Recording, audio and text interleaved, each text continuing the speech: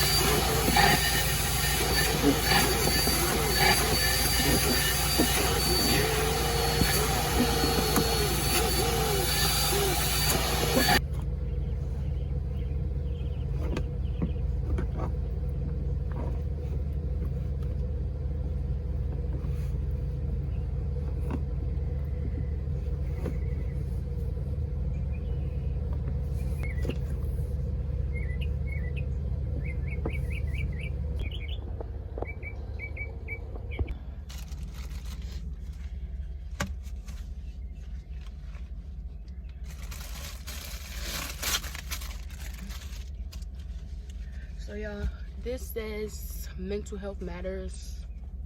It says from a May edition from the brand that I created, and I was like, why not rock the merch, you know?